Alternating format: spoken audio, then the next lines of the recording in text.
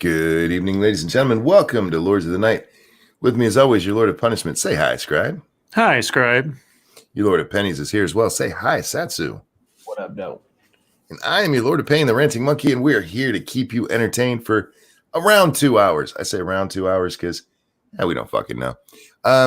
Scribe, how you been today, man? I mean, we don't fucking know. It's a format. But sometimes it's 2 hours in a minute, 2 hours and 2 minutes. You're gonna give me a complex. It's true. I'm fine. It was a very busy, very brain-draining day at work, or day at home, logged into work. And somewhere in there, I torqued a muscle or pinched a nerve in my arm or something, and now the whole, like from my bicep just past my elbow, feels like perpetual funny bone pain. It's very disconcerting and annoying, and I'm trying to stretch it out. So that's me right now. How are you, Satsu? I'm not feeling that so great. Yeah, whatever. I'm doing pretty good. And how's the little one? Adorable as ever. I was changing her diaper, and she was like laying down, and she was being surprisingly calm. Just like, you know, because usually when I'm changing her diaper, it's a wrestling match, trying to get her freaking diaper on. So this time she was just sitting there, just relaxing, allowing me to change her diaper. And then I turned around for a second to grab something, and she flipped over and dashed across the room so fast. I'm just like, little girl, if you don't get back over here. So I started like poking her leg fat, and she was, I mean, like hysterically laughing. I'm like, I ain't heard her laugh like that before. She was cracking the hell up. I'm like, oh man, this is too adorable. But get your ass over here before you start pissing all over the place. This is Kyle. Thank you so much. Who says hello, chat people, and LotN. Hello, sir. Thank you for the donation. I slept through my day. Stayed up rather late in my day to night cycle to make the video, and then after that, I went to bed and passed out and woke up about an hour ago when Lady Monkey said, "Would you like to eat?" I'm like, "Yes, please." Oh. So here I am. Monkey Dick, Jim Jones, movies, video games. Hit that like button, guys. And don't forget to share our stuff because, well, it's fun for you and the family. I actually got a notification from this one. Really? Yeah, like right after the stream started, I got a notification. Oh, over on my Streamlabs. Thank you so much, James Colley. That's very generous of you, sir. Very generous. Who says, fucking YouTube won't let me say this in Super Chat. I stimulate illegal immigrant females with the promise of a green card, anchor baby, and a dependent in exchange for a month of sex. Just kidding. I don't promise the green card. Wow. Thank you so much, sir. Fuck. I wonder why they wouldn't let him type that. Yeah, I mean, that's a mystery. Weird. Susan is she's so touchy today. Speaking of today, I slept through most of it, so I'm not real. I only know a couple of stories that went on, so even I'm like, Scribe, what's in the news today? See, usually I ask that and then I know at least a little bit of it. Not today. I'm a blank. So, Scribbles, what's in the news today? Are you going to let me answer the question before you cut in again? I hadn't finished stopping. That's not cutting in. You asked a question. Never mind. Well, the top story is I don't know what show we're on because Monkey didn't put the name of the show on the show. What? Wait, what? It doesn't say Lords of the Night. I don't even know what show I'm on. Oh, no, it doesn't. I forgot to put that there. Connor Johnson, thank you so much. How would you describe the movie Donnie Darko? An acquired taste, acid trip, yeah, kind of thing. It's a cult classic, which means that you either love it or you hate it. The Tears for Fears sequence, though, in that movie is still great in my mind. Anyway, well, I guess I'll go off of the title of the stream, unless you were going to save that for fucketry or something. No, please. California offering $500 in coronavirus relief to undocumented immigrants. Lovely. California will distribute. Now, here's the thing. They have to identify themselves and verify that they're undocumented to get the money? They would have to, I would assume. What if I just walk up without a wallet and say, I have no documents? Do you have to look South American? I don't. It just says well, let's find out. California will distribute one. Before you get into that, thank you, James Kyle, who says hashtag nipple stream for stimulus dollars. Oh, God. Go ahead. California will distribute one-time cash payments of $500 to undocumented immigrants in the state in response to financial concerns arising amid the coronavirus pandemic, Governor Gavin Newsom announced Wednesday. The payments will be funded by a $75 million disaster relief fund and will be dispersed through a community-based model of regional nonprofits with experience serving undocumented communities, according to Newsom's announcement. Quote, California is the most diverse state in the nation. Our diversity makes us stronger and more resilient. San Francisco poop. James Kelly, thank you, says incoming Streamlabs. I give up. Bye. You took a breath. I'm done. Nope, I'm done. Bye. All right, I'll find news. Let's see. Where was that story? I don't know, but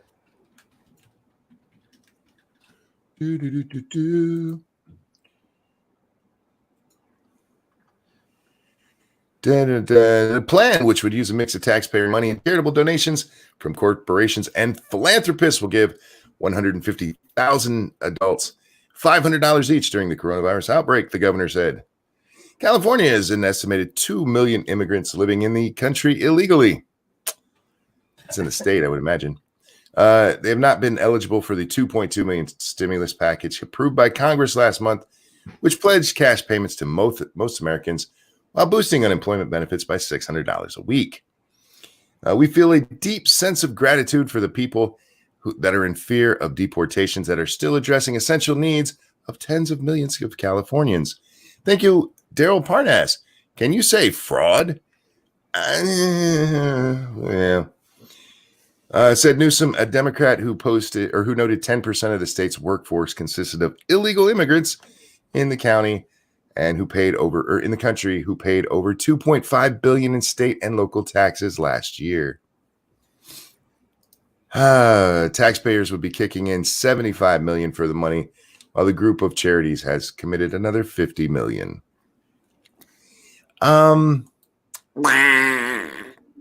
Thank you, James Cowley says drinking makes Scribe mean. Hashtag I'm sad. I'm not drinking. Well, I mean, I'm not drinking anything alcoholic. Water makes Scribe mean. Oh my God. He was a mean water drinker, you guys. I hit the sauce too hard. He used to beat his cat. Drinking that Flint water. That's what happened to his dog. They keep piping it into my house. I don't even ask for it. I can't help myself. Oh, I missed this Streamlabs completely. I'm so sorry, James. Please read this to interrupt Scribe. I hadn't even read that. I swear to fucking God.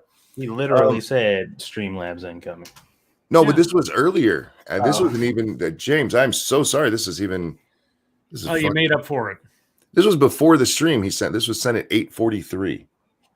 So you interrupted me with the question you asked, and then I tried to answer, and then you kept going. So yeah. We're not allowed to reach super chats and Scribes around.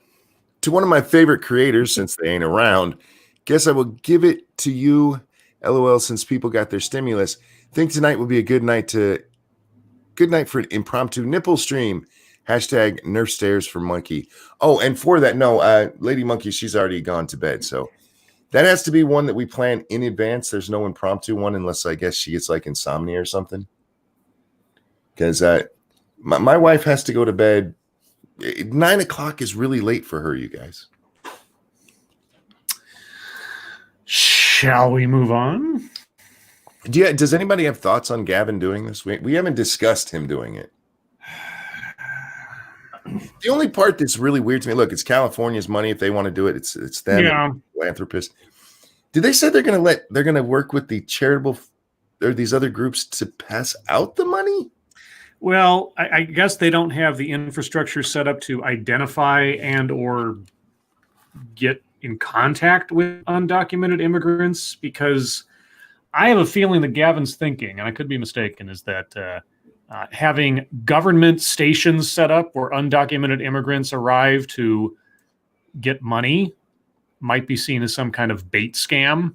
And so if they go through organizations that are previously established that could be trusted as to not be government agents per se, or ICE funnelers, then maybe that's reasonable, I suppose. Did they specify if they're just giving the money to the illegal immigrants that were paying taxes, or is it all illegal immigrants?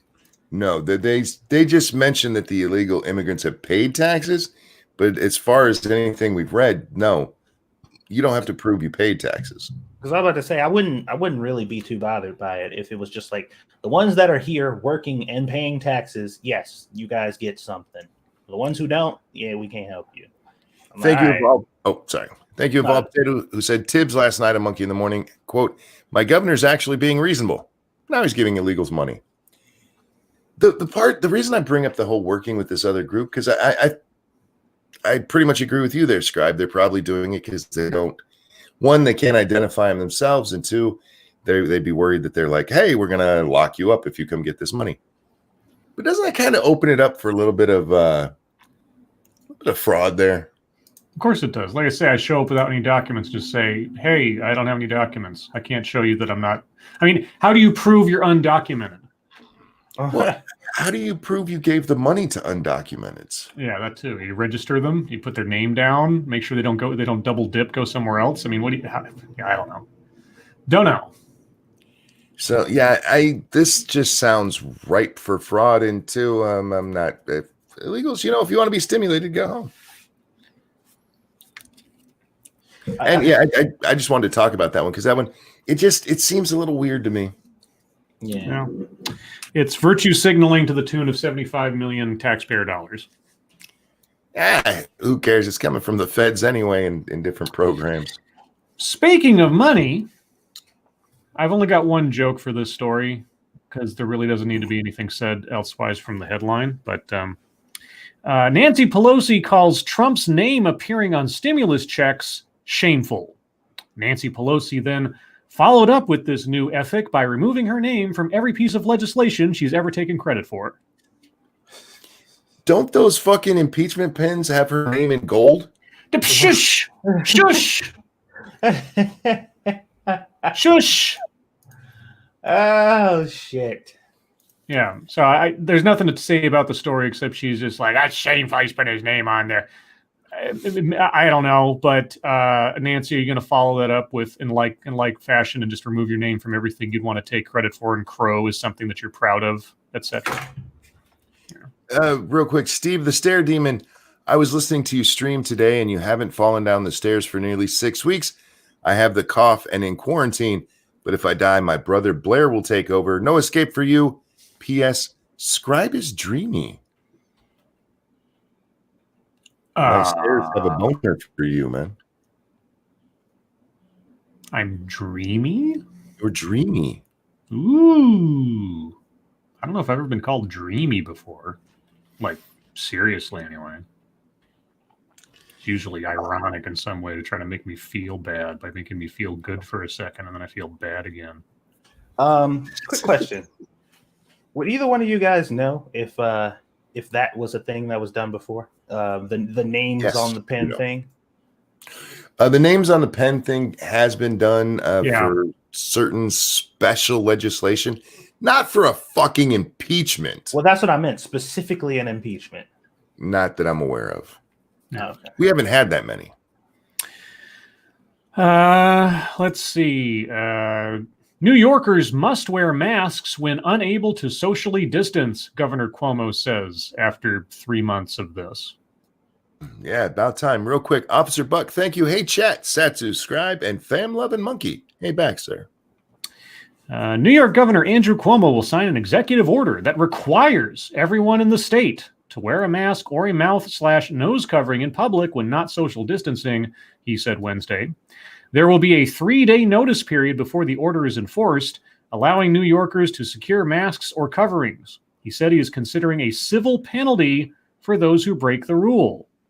The decision was announced as Cuomo said that another 752 people died from coronavirus on Tuesday, a slight decrease from the previous day, and further evidence that New York has reached a plateau in its outbreak.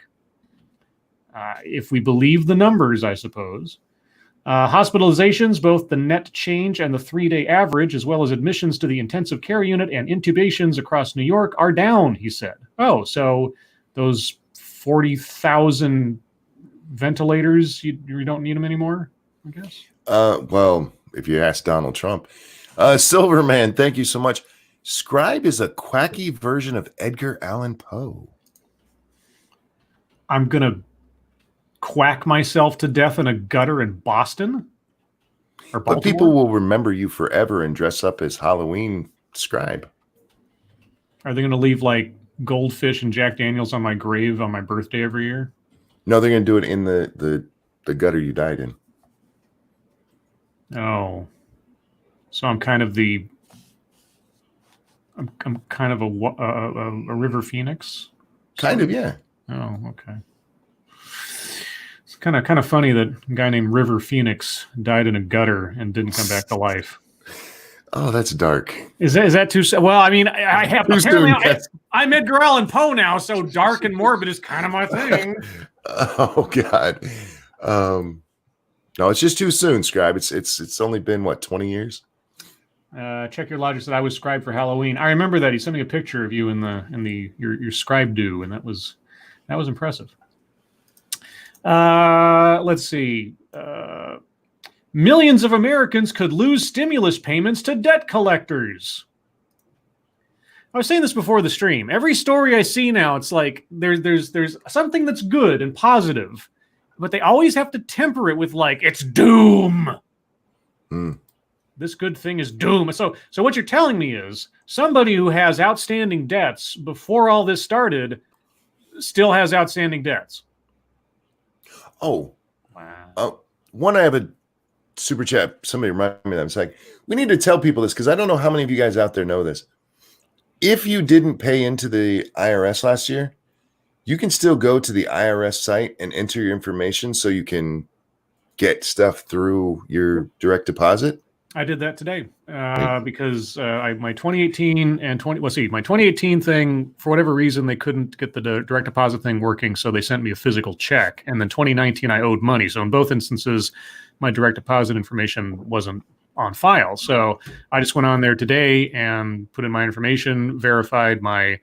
They ask you for a couple of pieces of information from your latest tax return or the one that you've most recently filed to sort of verify you and everything else, along with some other personal information. And then you put in your bank information, and you register, and it says, it will be transmitted within 1 to 2 weeks or something. I'm like, okay, so there you go. Yeah, this is also for people who didn't have to pay at all or who didn't have to file. You can do that. Lady Monkey went to do it for us today because, we've paid in. It sucks when your kids grow up, you guys.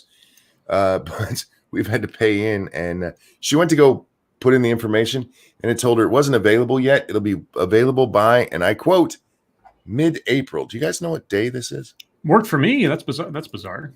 It is exactly mid-April. It is exactly mid-April. Well, it let me do it when I tried, so I don't know if it's a regional thing or something.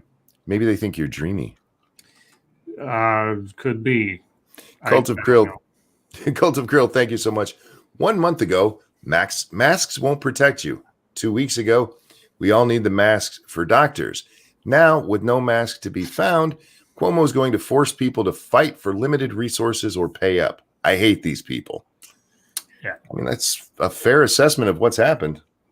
On a side note, I forgot to mention this beforehand, but our longtime viewer, supporter of the channel, ex-Bubba Hotep, put up a GoFundMe today because... yes. I'll grab that and throw it into the description. The father of Bubba's best friend passed away. And so his best friend's mother is needing some support.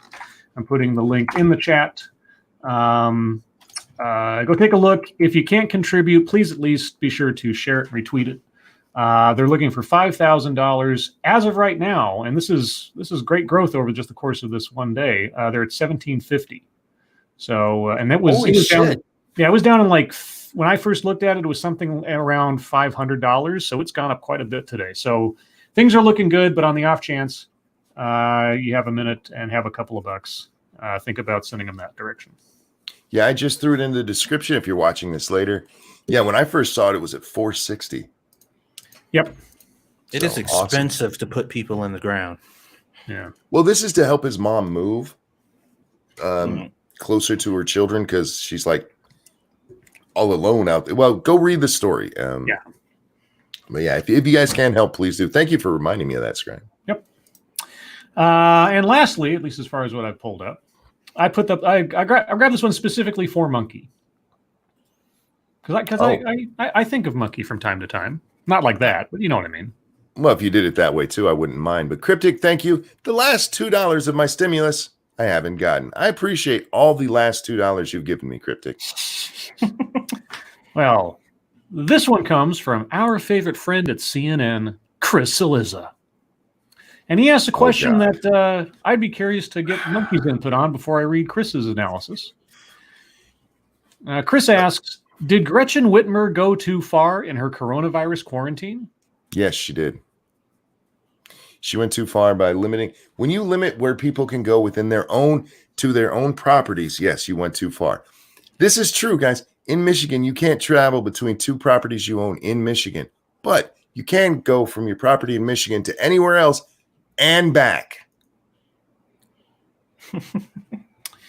Let's see what Chris has to say. Thousands of cars descended on Michigan's state capitol building in Lansing on Wednesday. You have to say something, don't you? No, why? No, you made a noise like you were getting ready to say something. No, it was me setting my lighter down, actually. I have very sensitive ears to this shit now. It's like, okay, I'm going to stop. I'm going to avoid getting annoyed by just letting it happen. And it ain't just your ears. Excuse me?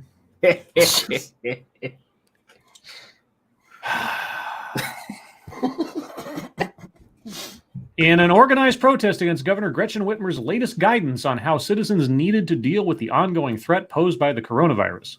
As the Detroit Free Press reported of the effort, known as Operation Gridlock, quote, police watched as horns honked and commercial and private vehicles from around the state jammed Capitol Avenue and other streets surrounding Michigan's seat of government. Quote, liberty once lost is lost forever, read a sign draped across a commercial van. Quote, security without liberty is called prison, read another, stretched across the Capitol's front lawn. Recall Whitmer, the third sign said, unquote. Malachi Barrett, that's a great name, a reporter for MLive.com, described the scene as half protest, half Trump rally. Okay. Those sentiments aren't inherently partisan, oh Malachi. So what caused all of this uproar? And did Whitmer, a Democrat, take stay-at-home guidelines too far? What does her party have to do with it? Just out of curiosity. What does partisanship have to do with this particular situation? That's probably why they decided to call it half Trump rally, because they're like, nobody, no Democrats are out here upset. It's like, oh, you sure? Well, it's also because Trump has gone after her specifically. That lady, what do you call her? That woman in Michigan? Yeah. Everybody got so pissed off about.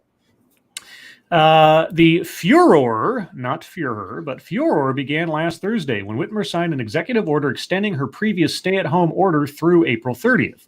But it also went further on a number of fronts than Whitmer's previous order. Among those further strictures included no gatherings of any people who are not part of a single household, no travel to in-state vacation or second homes. Large stores can only have 4 customers for every 1,000 square feet of customer floor space, and they must close all areas, quote, dedicated to carpeting, flooring, furniture, garden centers, plant nurseries, or paint, unquote, and no motorboat or jet ski use. Well, what if she's got really big breasts? Can I motorboat then? No, it's illegal in Michigan. Oh, Yeah, nothing like telling Michigan folks you can't garden. You know how much of our state is rural? How many of these people grow their own vegetables yearly and count on this shit? And we're coming into spring when you plant, you stupid twat. Whitmer defended the moves, among the most strict in the country, as necessary given the number of coronavirus cases in the state. Quote, if you're not buying food or medicine or other essential items, quote unquote, you should not be going to the store, she said in a press conference. Michigan currently has more than 27,000 cases and nearly 1,800 deaths. In Detroit. If you believe the numbers as registered, because I already saw today, there was a story that came out that said doctors being told to register probable cases of coronavirus as coronavirus. The reaction was almost immediate as Republican state legislators and others and others. And wait, CNN. Wait a second. Okay. I mean, maybe they were the independents. Okay, maybe they were the independents, but you probably should say that. But otherwise, if you say and others, it's kind of a binary system. And so were any of the others not Republican state legislators? Oh, that's impossible. That's amazing. I mean, and we all caught on to it as soon as I said it. Like, wait a second. I will start over. The reaction was almost immediate as Republican state legislators and others insisted that Whitmer's order was overly broad and unnecessarily punitive, even given the state's ongoing public health struggle. On Tuesday, a group of 4 Michigan residents filed a lawsuit against Whitmer, arguing that her order represents an infringement on their First and Fourth Amendment rights. Quote, it's taking a sledgehammer to an ant, David Helm, an attorney for the 4, told the local Detroit TV station. Quote, we believe it is overboard, that's a movie, and overreaching. There is a way to do it appropriately without infringing on constitutional rights like the governor has, unquote. The blowback against Whitmer, culminating with Wednesday's protest at the state capitol, illustrates the extremely fine line that governors must walk amid this pandemic.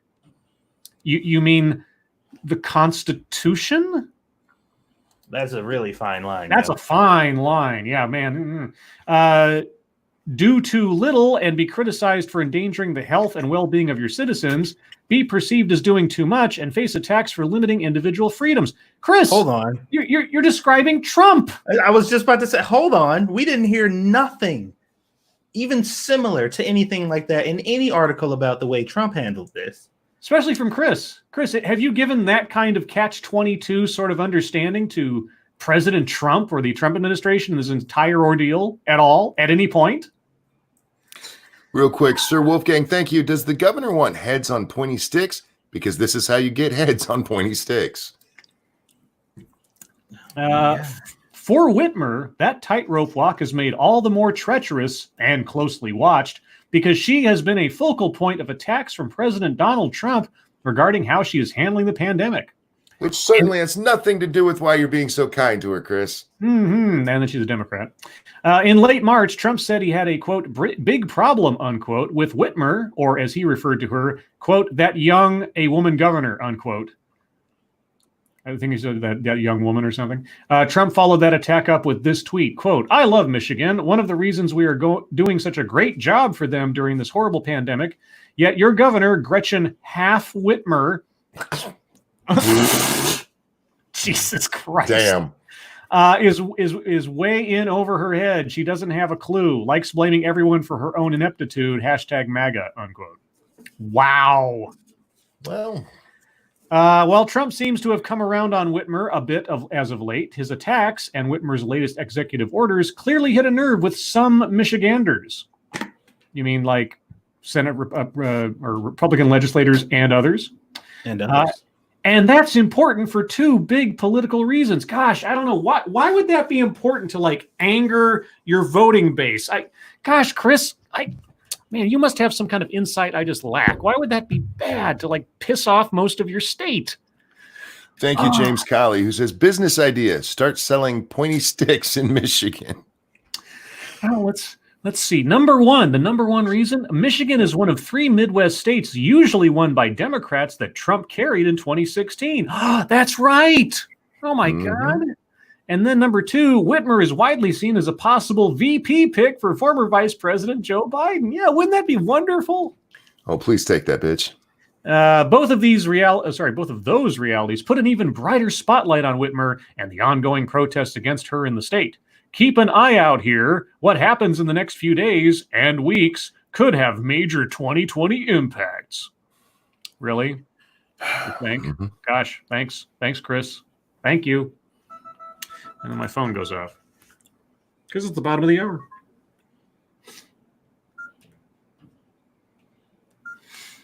Okay. Hello. All right. Yeah. Oh. As for, even Democrats that I know here in the state are like, what the hell is she doing? Because you go too far when you start telling people what they can and cannot buy, especially.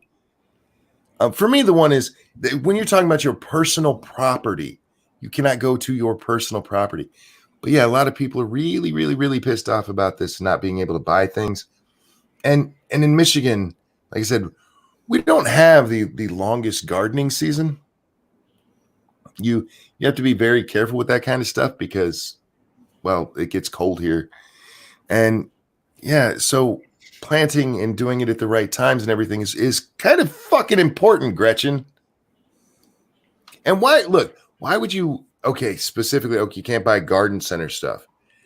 Isn't there a whole lot of other shit in stores that you would cut off before growing your own fucking food?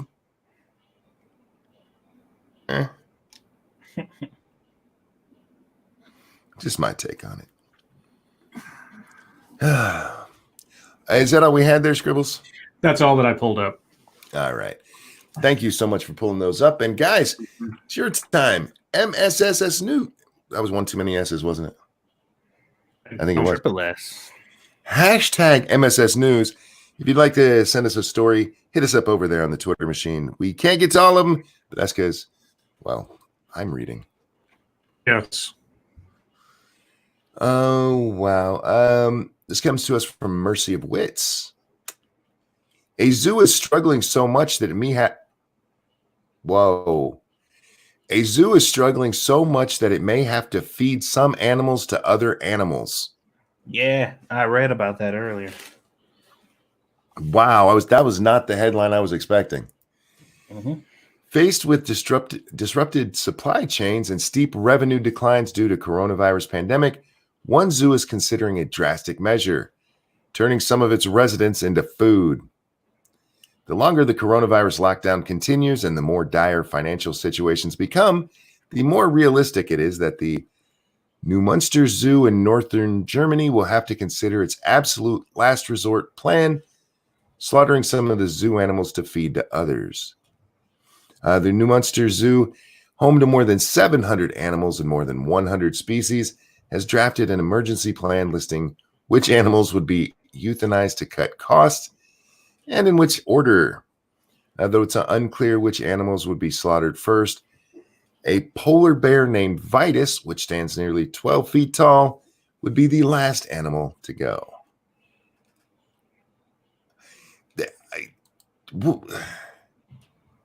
Okay, this is their last-ditch plan. What happens if this goes on long enough that they have to kill them all? I think you just said it. They kill them all. They'd probably have to start shipping them away somewhere, I assume. I don't know. I don't know if they can. It sounds bizarre.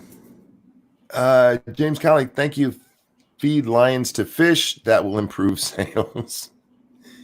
That just seems a weird way to deal with it. And I guess, survival of the fittest. Go down the food chain. Polar bear probably being their hardest to get is last on the list. But when you get to the point where you're feeding your last animal to the polar bear, wouldn't it have been nicer to just take him and release him in the wild? Probably not. I mean, could you afford to get them there and the people that have to come into contact with each other in the process and on and on and on? I suppose. Well, just turn them loose in Germany. Oh yeah, that sounds great. Yeah. What's the worst that could happen? Polar bears in Germany? Yeah. I don't know. All right. Well, we got a couple from Massive. Let's do. Oh, okay. This one comes to us from Massive Dynamic. Bloomberg editor-in-chief reportedly killed a story to appease the Chinese Communist Party. Quote, Nazis, that's who they are. We should have no illusions. Wow. That was the headline you went with? And it got killed, huh? Thank you, Devil Fruit Zero. Is there a Venezuelan bad ideas handbook now? Mm-hmm. Well, you know, in Venezuela, they were feeding him to the people, not to the other animals, as far as I know. That was just their food. Bloomberg News allegedly killed a story about the wealth of Communist Party elites in China 6 years ago to appease the country, and then sought to silence both the reporter and his wife. What'd they do? Beat him up? The publication not only successfully censored the story at the time, but also was able to silence all reporters involved in the story, according to NPR, who broke this story. Or broke the story. Okay. Bloomberg News reportedly tried to keep one of the reporter's wives silent as well. It has to be done with a strategic framework and a tactical method, that is. Smart enough to allow us to continue and not run afoul of the Nazi China. Nazis is in this quote. Who are in front of us and behind us everywhere, Bloomberg's founding editor-in-chief Matthew Winkler said in a 2013 phone call about whether to run the story, according to audio verified by NPR. Quote, and that's not who they are, and we should have no illusions about it. I'm sorry, that's who they are. Jesus, monkey, stop putting new words in there. Former Bloomberg Beijing correspondent Mike Forsyth was among a team of journalists that reported an award-winning investigation in 2012 on China's ruling class, and specifically about how they acquired their wealth. Bloomberg News published this story despite warnings from Chinese ambassador, according to NPR. Forsyth and his wife, journalist Lita Hong Fincher, moved to Hong Kong after the 2012 investigation came out and received what they view as death threats. There, Forsyth and their team tried to further their 2012 investigation, this time focusing on Chinese leaders' ties to Wang Jianlin.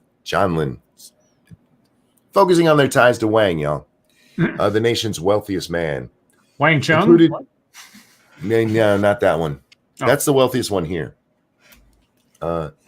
Included in this new report was President Xing. How do you say his name? Xi Jinping? Jinping. Family, NPR reported. The story never saw the light of day under Bloomberg News. Quote, Mike and some of the other reporters and editors who had been working on this story just were asked for answers about why was this story killed.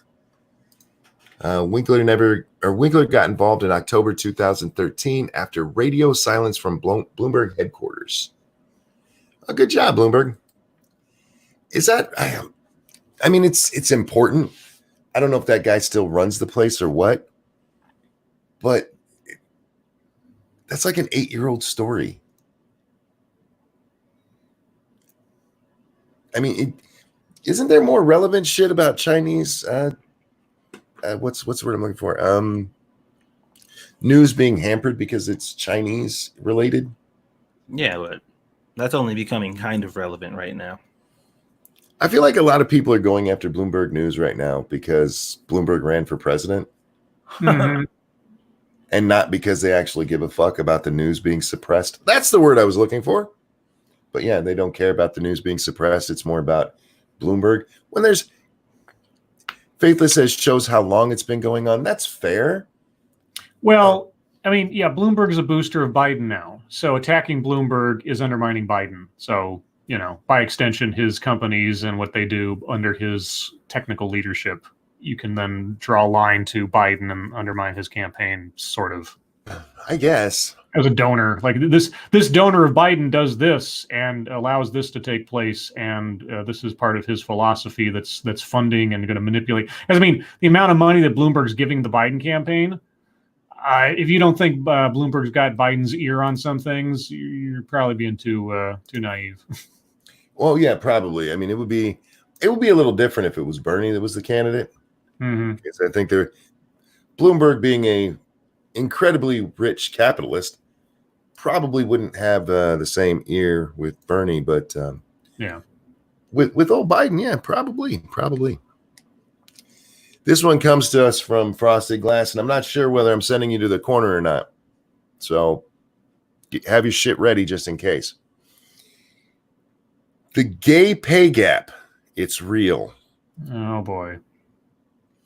Gay men live fabulous, carefree lives on TV. Uh-huh. If you watch mainstream TV sitcoms such as Will and Grace or Modern Family, you may be forgiven for believing that gay men are universally affluent, white-collar professionals who hail from single socioeconomic stratum and face no visible career obstacles. That's not true. In Modern Family, when what's his name?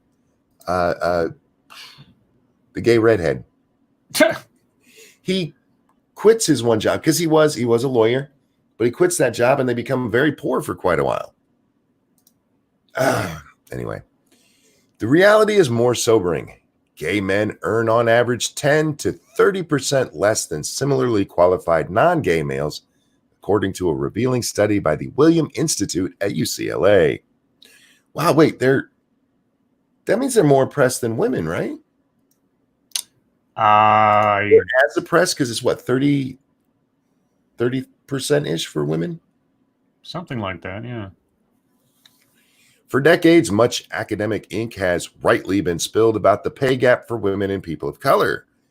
Less studied and understood why the LGBTQ plus population routinely earns less than their similarly qualified white non-LGBTQ plus counterparts. We need a shorter way to say that. Even when controlled for gender and race. Wait. Does this mean gay women are learning 30% less than women? So they're working for like 40 cents on the dollar? Maybe. I feel that's probably not true. That doesn't sound right, but then a lot of this doesn't sound right. What drives the pay gap? Based on the Williams Institute and other studies, there may be 3 possible and largely interrelated factors at work. Intersectionality. God damn it. Number 1, lack of consistent workplace protections across all 50 states. Potentially reducing LGBTQ plus worker mobility makes bias in hiring and firing legally permissible, although some bias may be unconscious. Right. What? All right. So that makes no sense. It would not stop thinking, monkey. Thank you, Chicago Mike. What did the wall say to the other wall? Meet you at Frosted Glass. Wah, wah, wah. Well played, sir. Number 2, workplace dynamics. Fear of repercussions, tendencies to be frozen out of social events, and hence fewer opportunities for team building, demonstration of leadership potential, and promotion. They're not letting the gays hang out with them. Okay, so you can just fire gays. They won't hang out with the gays. And now, number 3, longer and or more frequent employment gaps. Higher rates of firing compared to similarly qualified non-LGBT plus Q peers with a negative cumulative impact on lifetime wages. So they're firing, nobody's going to rehire them because they're gay. How do they know they're gay? I always ask that question, like, what do they do to identify? I mean, I suppose if you're just sort of out and proud about it, then I suppose that's one way of doing it, I suppose. I don't know. What do you do? Keep a big dildo on the table, and if they get, they start salivating a little bit, you're like, I can't hire you. Well, or maybe you got like a photo on your desk of you, or a wedding photo of you and your husband or something, or you and your wife. Thank you, James Colley, who says, gay men have their shit together. That's how they make it in the end. Oh, no. I should No. Thank you, James. Lack of consistent of consistent workplace protections across all 50. Oh, this breaks each of them down. Oh, okay. So I want to read this this last part. Let's see. The reality is that if the alphabet folks encounter greater challenges in being hired and are more likely to be the first to be fired, the resulting employment gap will have compounding effects on wage disparities over their typical multi-decade span of a career. Well, at least they're looking over the full career and not just what you're making that day. Yeah. The earlier these employment gaps occur in an LGBTQ plus person's career trajectory, the greater the likelihood wages may never recover to the same level as straights. Why don't you just say straight people? It says similarly qualified non-LGBTQ plus peers. They're straight peers. Gay people and their straight peers. What's wrong with you? Now, I do have to wonder, because maybe this is true, especially if they're going based on a lifetime. Because if you were gay in the 80s and somebody found out, I can see them firing you for that. The 90s, perhaps. These days, I feel like that's probably a little bit less likely to happen given legal protections, especially at the federal level. Because it's inconsistent through the states. There's federal protections for gay. There's not for trans, but there is for gay. You know why not for trans? Because trans isn't a sexuality. Nick, thank you so much. Just wanted to give an update. Still working at LAX. I jumped ship from one company to another before the end of last year. Good thing I work in the warehouse part of the airport. The company is considered a critical industry. It is. We consider flying a very critical industry, and we've given the airlines a shit ton of money because of that over the years, because we gave them a bunch after 9/11. I'm glad you got your job still going well and it's working out for you, bud. And thanks for the update, and thank you for the donation. Very kind of you. Silverman, thank you. Time for the LGBT to realize tolerance has a limit. Well, none of this stuff that they talked about in here, to be fair, and Frosted, you don't have to go to the corner for this one. None of it was really, overly asinine. It sounded like pretty much everything else we read in regards to this type of stuff. Yeah, and the only one that I do question, that they won't let gays come to their parties. Okay, how do you know that? Are you going? Hey, did you not let Bob come here because he's gay? Maybe Bob's an asshole. Did you just insinuate that LGBTQ plus elemental people can be assholes? No, only gay Bob is an asshole. Gay Bob. Is that Gay his Bob? name? Gay Bob. Gay Bob from accounting. Is that like English Bob from Unforgiven? It's Gay Bob from the break room. Never listen to Gay Bob from the break room. He's an asshole. Yeah, he ate my sandwich once. No, he's a dick, man. Let's see. That's the Chicago Mike sent us the Gavin Newsom story. Well, this is kind of neat. This comes to us from All You Need, and I don't know if do they have the actual sound clip? Oh, I guess they do. So I'm going to throw this into chat, you guys, and then I'm going to read the story. I know you guys are confused right now. Hang in there. This is how my brain works. You'll be fine. I've lived with it all my life. This mile-long wooden xylophone plays Bach when you roll a ball down it. Have you ever seen a giant xylophone in a forest? Just kidding. Of course you haven't. Well, until now, that is. The Japanese advertising agency known as Drill Inc. built a giant wooden xylophone that's roughly a mile long in the middle of a forest. Oh my God. Each wooden key is made up of individual notes, and when a wooden ball starts rolling down it, it plays Bach's famous Cantata 147. And yeah, they did all of this for a cell phone commercial. Oh boy. While the phone is a bit outdated now, this video is pretty impressive nonetheless. So go check it out, guys. That is it. That is cool. So that was a real thing. It's not something they faked for the commercial. That's awesome. You know what? I would take a trip somewhere just to roll that ball down it. See, this is what we need. This is how human science should be used. That's right. Monkey will fly across the ocean to play with balls, guys.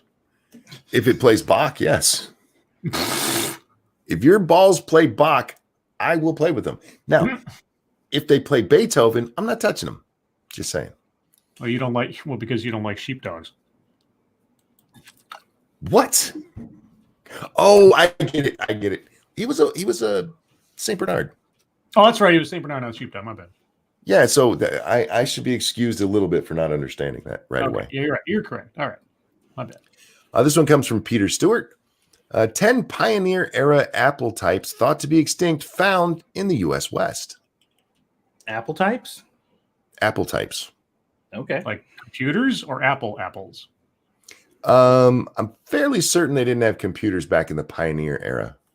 Well, an abacus is technically a computer. The computer pioneer era. Yeah. Portland, Oregon, Oregon.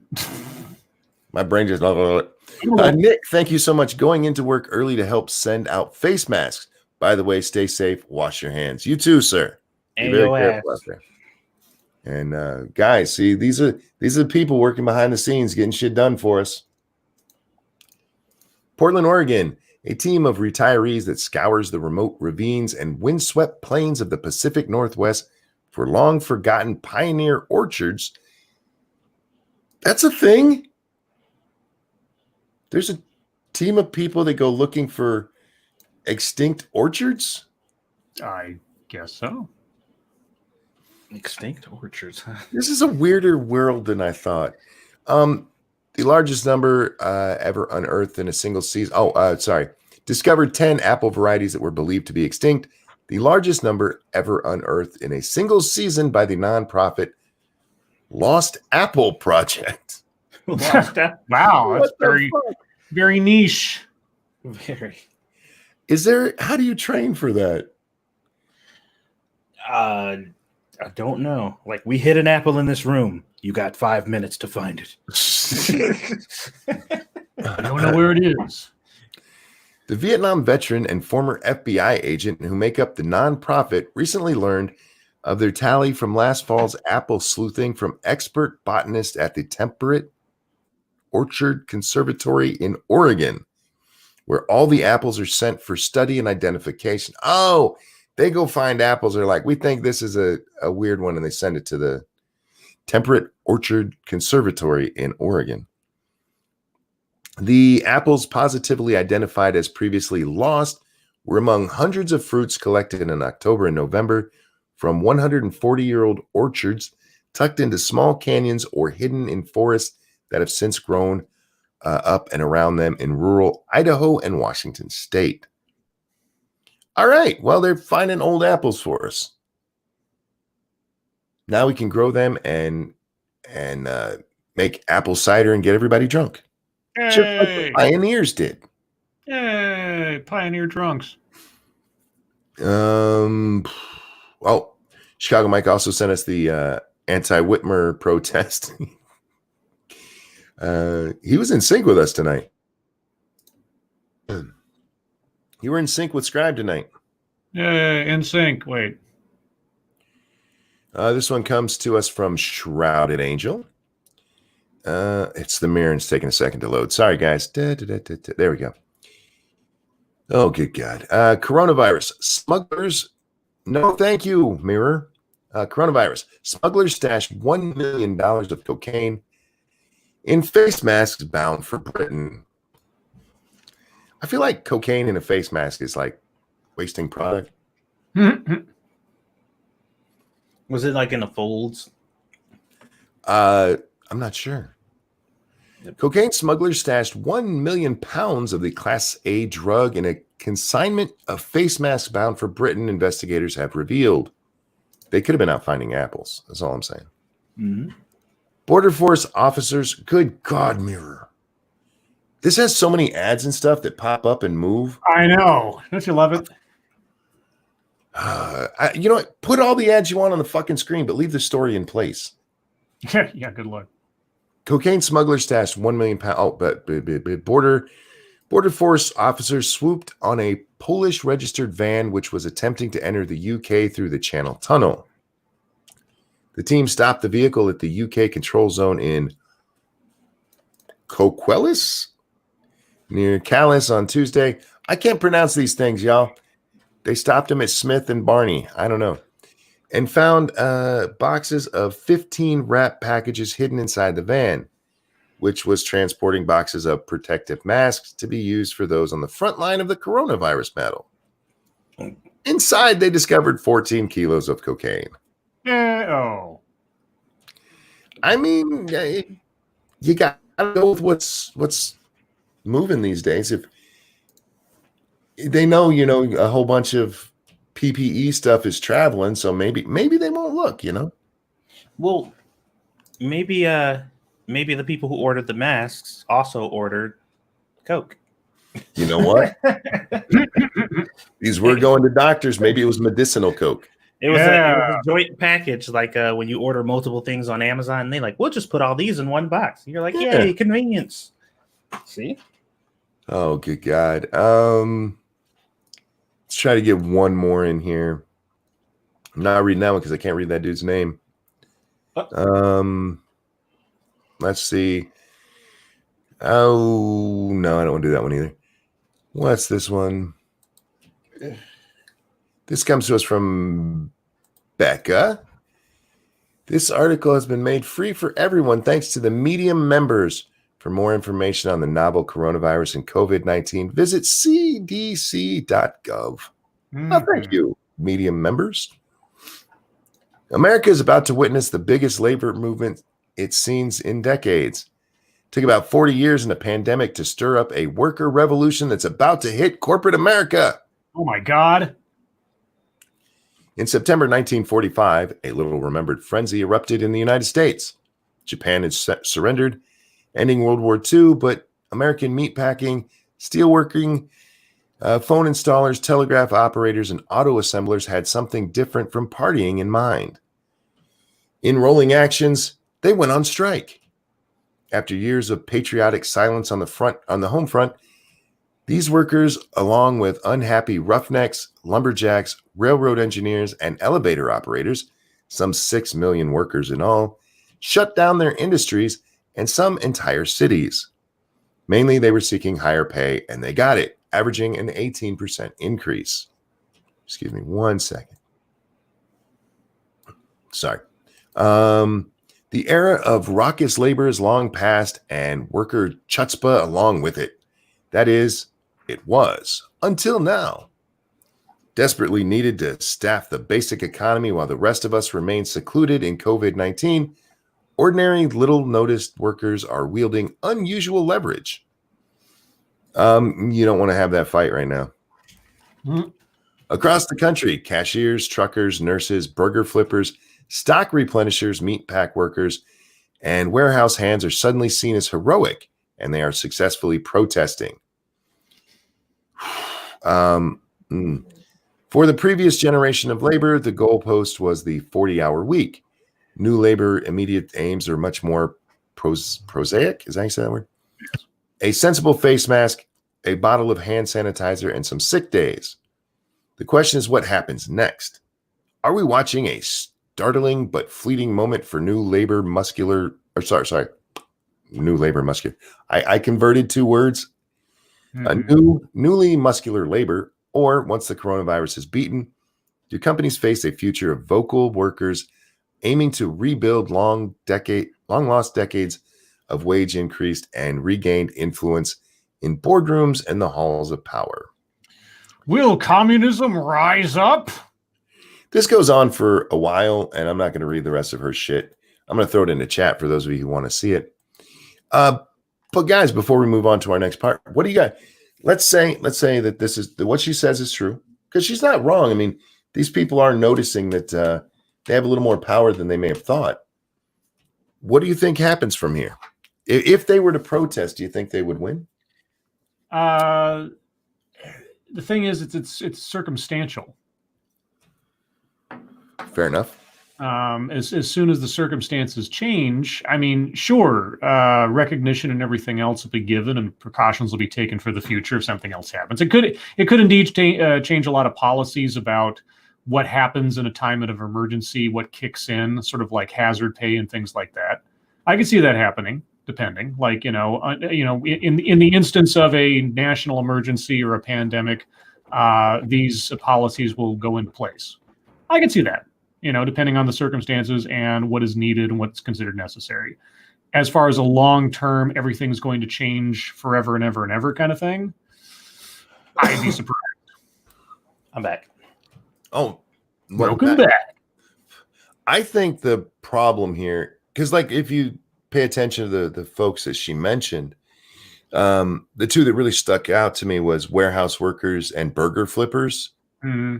You already have companies trying to replace those folks with robots. That's true too. Giving them more incentive to do that. I'm not saying that some concessions can't be made to these workers. That look, maybe we should treat them better. Maybe not 15 hours or $15 an hour better for burger flipping, but a little concession here and there. But we've already seen what happens when this stuff starts. The $15 an hour movement is why you see so many kiosks, guys, when you go into a fast food joint.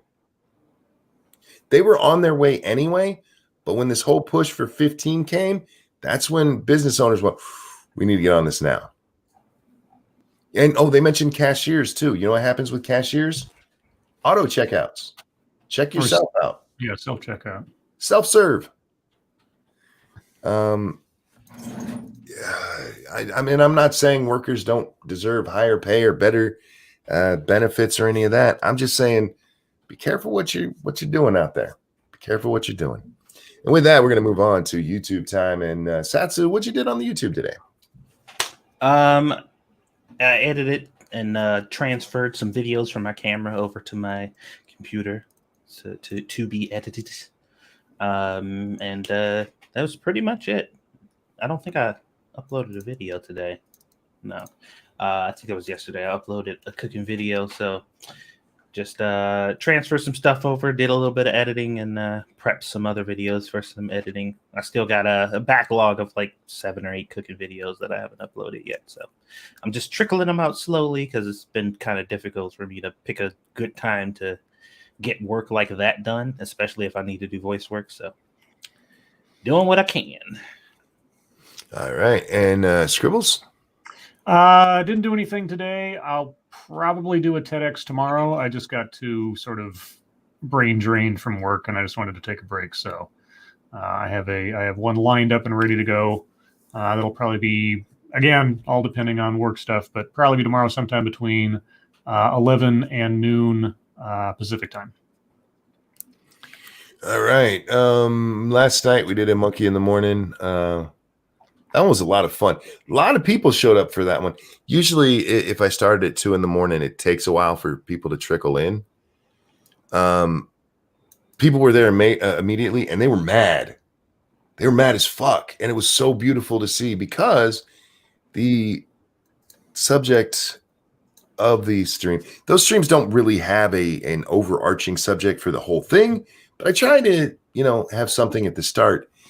It was the same thing that my video was on today. Yes, ladies and gentlemen, Monkey made a video today. Uh-huh. And it was on that shit that went down in North Carolina with these people peacefully protesting. Now, I don't know if you guys saw any of the video or anything from this. Did you guys see even pictures of the protest? No. The protesters were standing 6 feet apart. Mm-hmm. They were exercising their constitutional rights, and they got kicked off the property. And there was one woman who was arrested, and as dumb as that is, there's a guy, his name is the Pragmatic Libertarian. He's mostly does his stuff on Facebook, but he's recently come to YouTube to do it here too. And I'm glad he did because I found his video. He lives about 2 miles away from where this was. And he goes walking down there to see what's going on. And even after the protest is broken up, the cops are still there in force. There's a ton of them. And he's asking like, why was this broken up? And none of them will give him an answer. None of them. Their answer is all, it wasn't my decision. Look, man, I'm just doing my job. Which is a bullshit answer for, breaking, fucking breaking the Constitution itself, you fucknuts.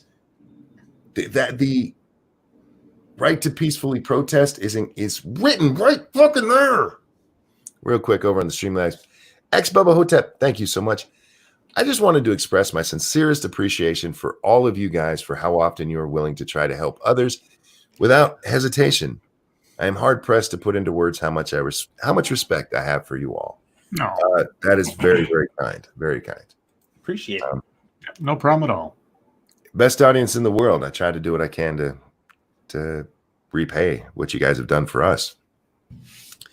And I knew at some point somebody's going to go, look, monkey, in the past, we've lost our rights before because of weird things that have happened. Fuck you. That's not a reason for it to happen again. Just because stupid shit has happened in the past doesn't mean we have to tolerate it or that we should tolerate it. We shouldn't look at it in historic standards as though it was a great thing that this happened. This is Kyle. Thank you so much for the donation with no message. I appreciate that. And Bearcock, thank you. Oh, you son of a bitch.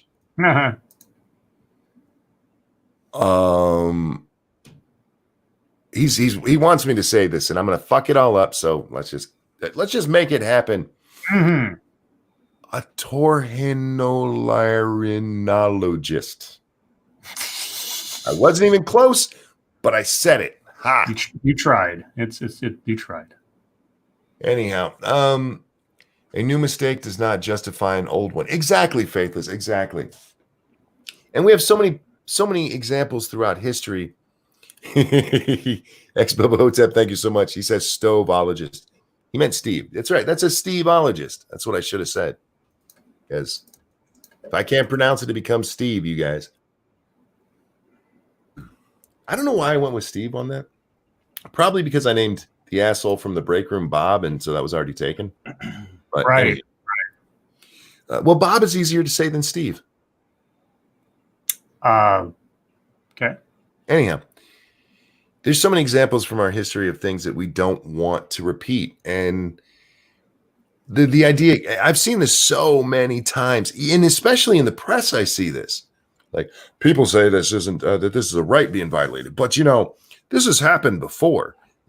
In the past, we've had to suspend people's rights because of a riot or something. Like, no, that doesn't make it okay to suspend their rights. You arrest the people rioting. You may have to, quiet this down and let it. But if people come back out, that's fine. I think protesting is fucking retarded. I don't think walking down the street holding a sign or standing in a park holding a sign changes fuck all. But that doesn't mean it shouldn't be allowed. Mm-hmm. It's actually written right there in the fucking founding documents. Anyhow, that's what I did today. Moves us on to the humpatry. And Satsu, got any humpatry? Oh boy. Well, hashtag if Obama were still POTUS is trending right now. Oh yeah. That's not a good sign for Biden. Here we go. If Obama was still POTUS, the pandemic team would still be in place. Obama would have acted on COVID immediately. Press briefings. Look, press briefings would have been sane, normal, and rare. Tens of thousands of lives would have been saved, and the curve would have been flat by now. Whew, I'm sorry. So they don't know anything about N1H1, huh? H1N1. That didn't happen. And when it did happen, if it did happen, nobody died. Everybody was perfectly fine, and he handled it flawlessly with no issue. Oh, man. Yeah, H1N1 was a disaster. And this is one of those times that, Obama had no scandals. Yeah, because you guys didn't cover it worth a fuck.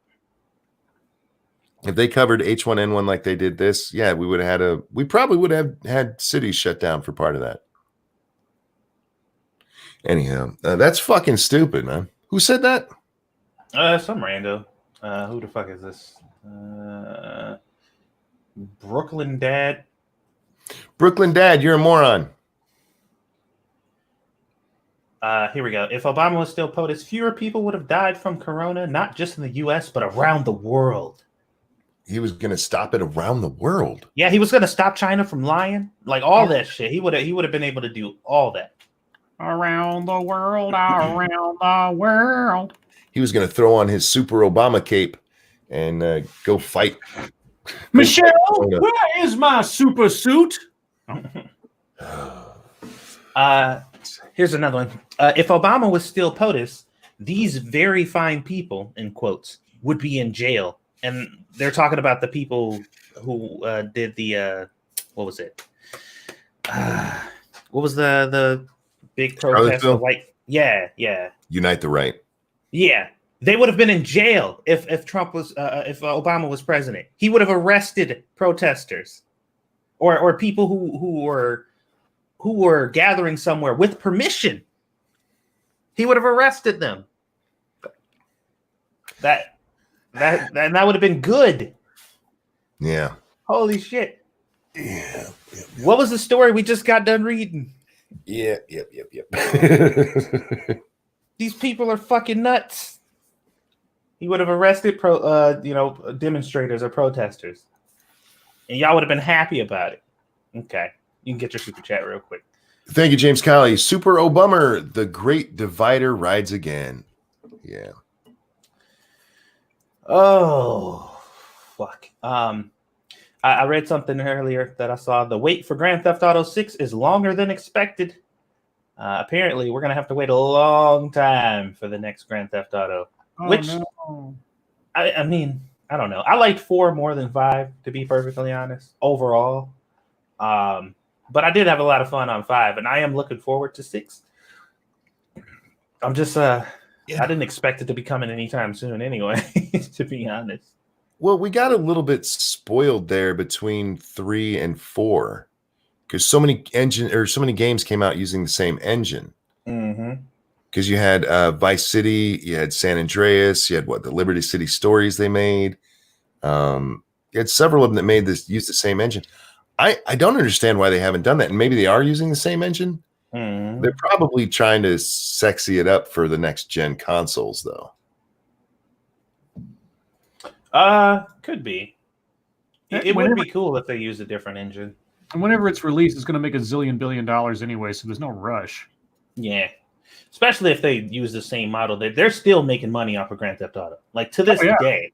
They're still making money off that game. So, yeah. And GTA Online is awesome. You know what I mean? Like, all the stuff that they add on there, all the free content and all the stuff to do there. There's a limitless amount of content on there. So, I mean, more power to them. I wonder if any of it, from what I saw, if I read it correctly, basically they're saying that it's just now going into development. Oh. Yeah. So I'm like, I don't know about that, but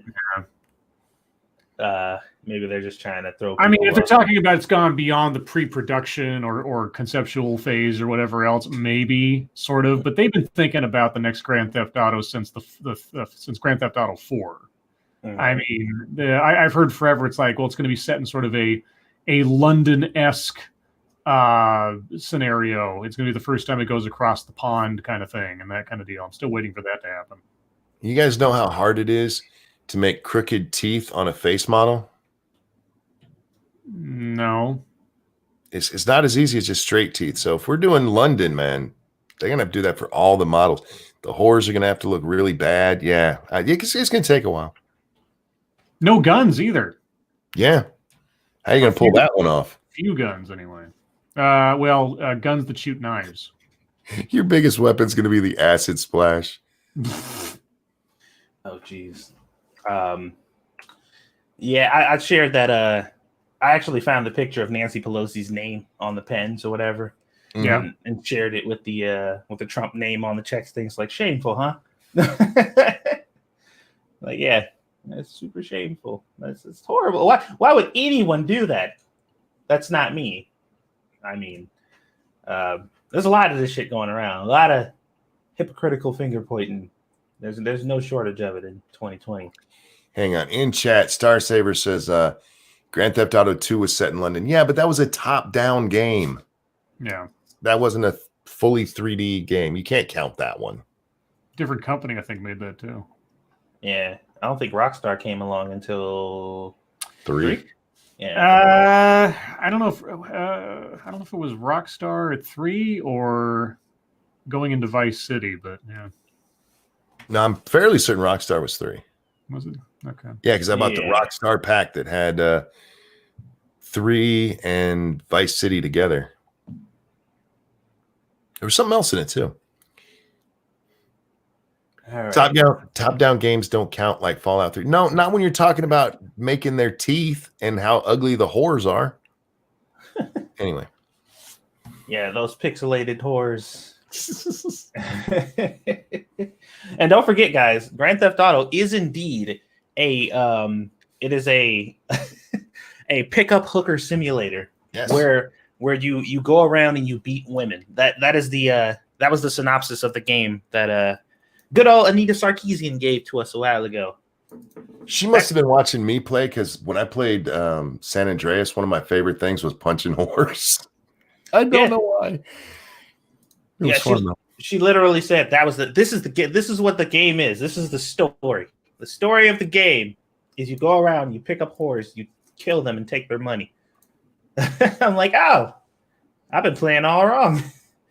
I must have been doing the side stories the whole time. Although, that happened. But shut up, Nita. You don't know what the fuck you're talking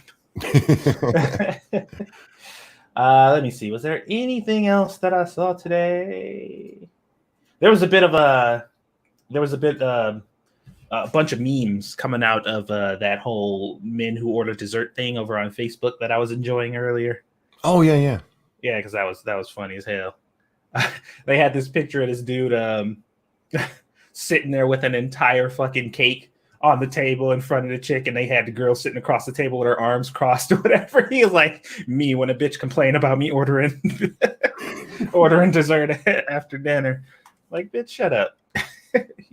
Especially if I'm paying. Fuck you care? Right. Oh, and one of the comments from the chick was like, "There's nothing more of a turnoff than watching a man eat sweets across the table from you during a date." And I'm just like, what is wrong with your vagina? Like, what kind of fucking condition is that? Oh my god, I don't understand people, man. People are weird. Vice City best GTA? Wrong. No, San Andreas, yo. San Andreas was absolutely the best. Vice City was really good. It was fun, but no, it was not nearly as fun as San Andreas. As a matter of fact, Grove Street, baby. Yeah. Matter of fact, I don't think there's any Grand Theft Auto that was as good as San Andreas, which is why I wish we would have just gotten a full-blown remake. And leave everything alone. Everything. I don't change nothing. Leave the entire story, all the dialogue and stuff. Obviously, there's going to have to be new people, but just leave it alone. Remaster it. I don't even care. Even if they kept the dialogue like from the old game and the audio was still there and it was all like the way it sounded back, I still wouldn't be mad. Just remaster it, and I would be a happy motherfucker. But ain't nobody gonna do that because that is a fucking ridiculous undertaking. So go ahead. Real quick, thank you, Pinkalo, who says State of Emergency was the best Rockstar game. I never played it. I remember that game. I don't remember liking it though. Is that all you had, Satsu? Oh. Yeah. I was responding to James. I was about to say I was done, but James said wrong. 5 was awesome. 5 was awesome. It was. But it was not the best one. No. Yeah, thank you for that super chat there. 5 was great, but San Andreas, man, there was something about that game that they hit on like all the perfect notes. Everything, dude. Everything. Any and everything you wanted to do and more was in that game. Casino heist, for fuck's sake. Yeah, everything. Fucking jet fighting, like literal, actual jet fighting. Mm-hmm. Gang banging. You could like eat and get fat. There was like 7 different fighting systems and martial arts schools that you can go to learn like different ways to fight. Like, man, nothing beats San Andreas. Sorry, I'm done. All right. Scribbles, anything you got? Let's see. Did I have anything exciting going on? I just want to read this thread from Joe Biden that he put out today, because I can almost imagine he's actually the one writing this. So I want to highlight some points here. Okay. In the Biden family, we have a code. My mom used to always tell me, Joey, no one is better than you. Everyone is your equal, and everyone is equal to you, unquote. I'm working on building one for our campaign, too. We won't defeat this president by being like him. Huh? We'll win by doing the opposite. Hold on. Where he seeks to divide us, we'll connect people. Where he shows cruelty, we'll show compassion. And when he fights, we'll fight harder, but we can't do it without you.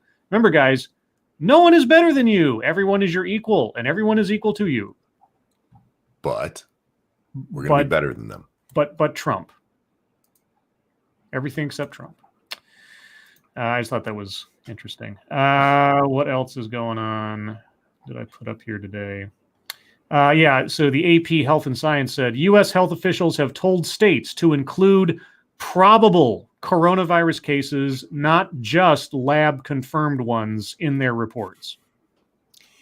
That makes a lot of sense. Yeah, let's take the European model that put the Italian numbers so freaking higher than everybody else, when 80% of those aren't actually deaths from coronavirus. Just doctor's best guess, or someone who died with it. What else? Oh yeah, Monkey did a video, which is exciting. And yeah, that's it. I didn't have. I was really busy today at work, so that was it. Or doing work, not at work. You know what I mean? What I only have one, so I'm gonna have to drag this out. I'm gonna talk a little slower for the rest of the night.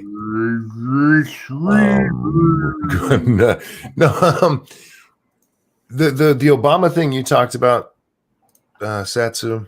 Yeah. It's probably trending because of his Biden campaign. He officially endorsed him in a video. Oh yeah. What was that? The Obama commencement 2020 thing? Or was that something else? I don't know if that was what the commencement thing was, because I saw that hashtag, but I didn't follow it at all.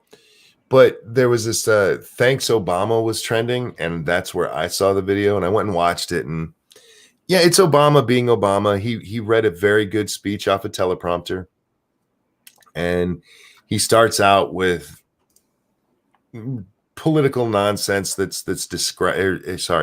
is disguised as bringing people together kind of nonsense. And then he goes on, that's why I'm supporting Joe Biden. And I still look, Mr. Obama, former President Obama, you weren't this proud to endorse Joe even a month ago. Did somehow he become this great thing and just since Bernie dropped out? Because I mean, you'd have made this same goddamn speech other than that's why I hired him as my vice president bullshit, no matter who won. So let's not pretend that it has anything to do with you actually giving a shit about being Joe. But the number of people in this hashtag thanks Obama that just, oh dear Lord, worship at the feet of this man. It is kind of cultish looking in this hashtag right now. It's really strange. It's oh my God. And the one that I commented on, it was this chick. She said this: I know we didn't all agree with every aspect of Obama's presidency, but there's something so comforting to me about his video message to the nation earlier.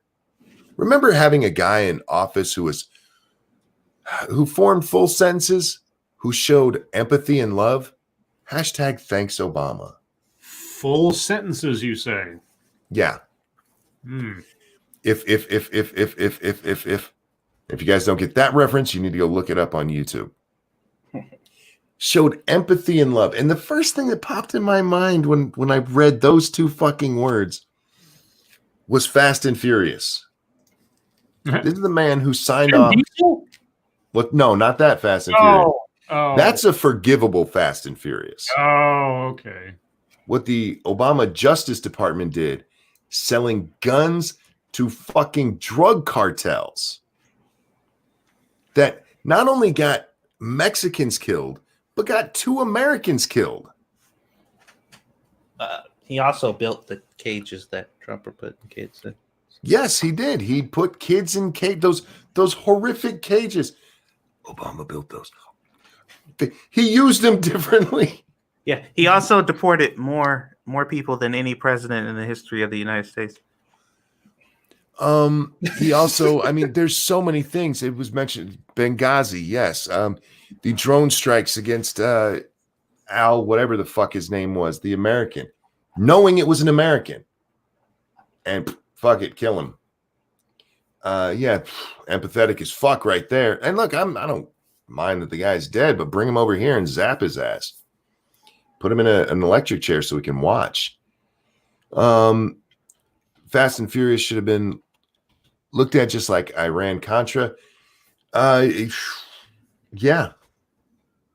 Iran-Contra was a kind of a different thing, but especially when it comes out that one of the reasons that Fast and Furious was allowed to go into the phase that allowed this to happen was to try to convince Americans to hate guns, to give up their Second Amendment. We see how bad guns are. It got somebody killed. We didn't do it. Hey, we gave the gun to somebody else and they shot him. I mean, there were so many things about Obama. He wasn't as a policy guy, he wasn't a horrible president. I mean, you can disagree with me all you want, but he wasn't like he didn't send us into a wave of communism. He kind of forced through that shitty insurance bill. It wasn't a healthcare bill. The insurance bill that is known as Obamacare. But otherwise, I mean, he was pretty dang. But if you look at the things that should have been looked at that just weren't, things that I don't see how you can say empathy and love when you look at the way this man ruled. Things that he did. If Trump did this, you guys would be losing your fucking shit, and rightfully so. No, man. He was like Jesus. And I think that's the part that bothers me the most is how fucking weird they are about this. How cultish it is. He was a great man. He was the best man ever. He never did anything wrong. Here, 8 years, no scandals, no sexual assault, no rape, no misogyny, no pedophilia, no nepotism, no narcissism, no despotism, no fascism. Yeah, not like killing people. Anyway, no racism, no racism. Did you really say that, bitch? No homophobia, no climate denial, no treason, no murder cover-ups, no genocide, just grace, love, and class personified. You know, the only part of that really matters is the second 2 words she said, no scandals. Because as we've discussed, of course, there was no scandals. The press didn't care about the shit he was doing. And the few who did, nobody would listen to. So, yeah, it's really disturbing to watch people be that cultish in it. And some of you MAGA fucks, you were right there. They're going to be mad at me. But, yeah, Donald Trump has flaws. I know, right? How dare you? Don't overlook him just because the press is complete shitbags. Look, you can still support him. That's fine, but be honest about who he is. That's all I'm saying. King Donald Trump is perfect. Oh God! Look here. Yeah. So I'm probably having a little bit too much fun with this. But Well, before you start, guys, questions, comments, concerns, throw them into chat now. We'll get to them in just a second. Go ahead, Satsu. over on Twitter, I've been putting multiple tweets on if Obama was still POTUS. Oh God. Yeah. So if Obama was still POTUS, he would have bombed the coronavirus months ago. Jesus. That was my first one. Second one. Fuck, man. If Obama was still POTUS, he would have been destroying his own high score by deporting more immigrants from the U.S. than he did last time. And the last one is, if Obama was still POTUS, he would have built extra deluxe cages to put families in this time. Nice. Shall I continue? This is fun. Well, there's tons you can do, man. Oh, yeah. Oh, yeah. You're gonna get mad people at you, man. I'm looking forward to it. It should be funny.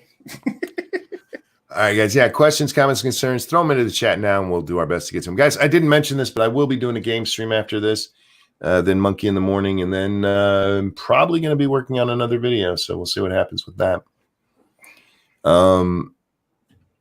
Scribbles, do you have a planned one for tomorrow? Yeah, I've already got one prepped. I just have to do it. I can't tell you a specific time, but usually it's been sometime between 11 and noon Pacific time. So yes, that is my tentative plan. And if I do it, or if I plan on doing it, I'll put a notice out on Twitter ahead of time. If I decide not to for some reason, I will do that as well. And no, Stunlock, I'm not playing Dragon's Dogma. We have Horde Night tonight.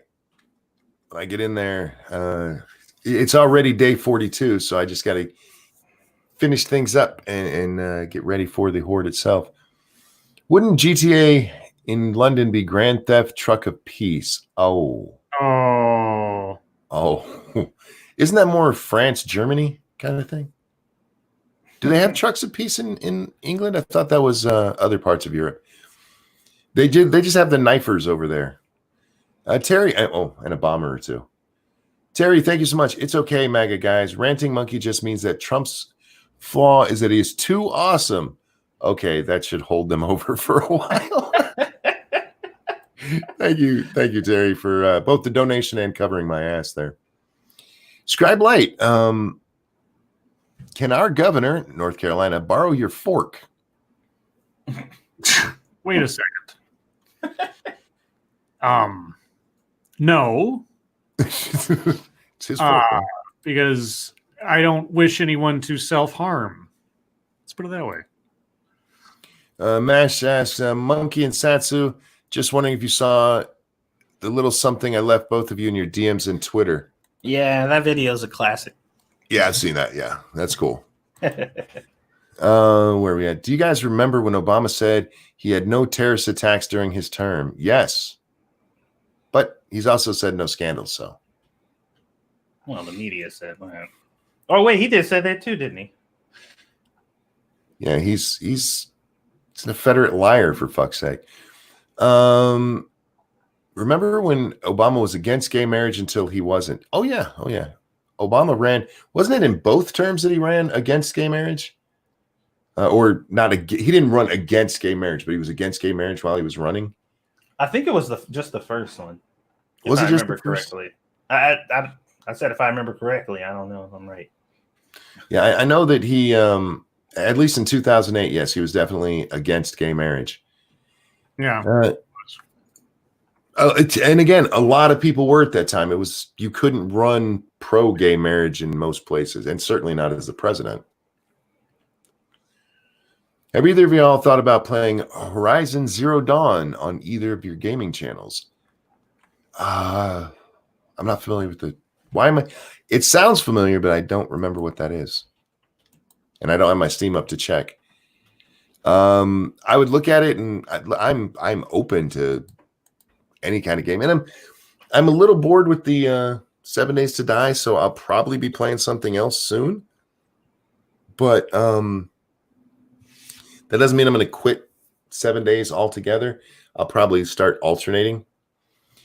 Oh, Lords, what are your thoughts on post-existential crisis of hamburgers? I think we need to get them some help for that. My colleagues are uncaring bastards, though. We're still not talking. I wonder if any Chinese orphans that were adopted into other countries ever got a made in China tattoo. Oh my God. I would if it was me. So I just saw a post labeled "Black people can't have shit," and it's literally just a video of white people dancing. And I'm just like, y'all, what? So y'all own dancing now? And he said, if anybody says that this dude did a good job in this video and you're black, you're an Uncle Tom. Wow. Because they're just dancing. That's it. This is Kyle says, nah, Monkey should solo Dark Souls. I could solo Dark Souls. 2 and 3, I won't play. And I probably will never play 1 again either. But Dark Souls, I mostly did solo. Suck it. Does your state even recall, Ranting Monkey, does your state even have a recall mechanic for your governor? I'm sure we do. Don't all states have some kind of recall mechanic? I don't think she'd get recalled over this, though. I think she'll actually probably be okay with this, because what will happen, because I believe she came in 18. So by the time we get to her reelection in 22, this will be a mostly distant memory. The only way this comes up as a big problem for her is if she's really down already and it's just a way to continue beating her, or it's the only thing they have against her. And I don't think either of those two things are going to be a real issue for her. Look, guys, she's so pretty and she's got the vagina. She'll be fine. She's a moron, but nothing for you here. Asks, what are the implications if God was split into infinite pieces during the Big Bang, and we're really that being experiencing itself from different perspectives? How high are you right now? Right. Oh yeah, Monkey, can we call that voice you do Ranting Becky? Sure. All right. I suppose you can do that. It's official. It's Ranting Becky. Faithless says San Bernardino, Fort Hood. No, those didn't actually happen, Faithless. Those were just Fox News lies. Those are some terrorist attacks that happened under Obama. The Obama administration, they did come out and clarify. There were no major ones, no 9/11 type attacks. Yeah, because they had to come out and clarify because everybody went, what? Yeah. That was the one we already read. Wow, chat jumped. Do you think there will be any pro football this season? Yeah, probably not. Yeah, probably not, or in very limited capacity. I don't know. I mean, the mayor of Los Angeles was saying that there won't be any gatherings, sports events, or concerts until 2021 in his town. I know there's people saying that. We'll see what happens if the because we're only in mid-April right now. Football season doesn't start until the end of September or early October. It depends on if this dies way down or not. If it does, I think you will. You can still see the games could still go on.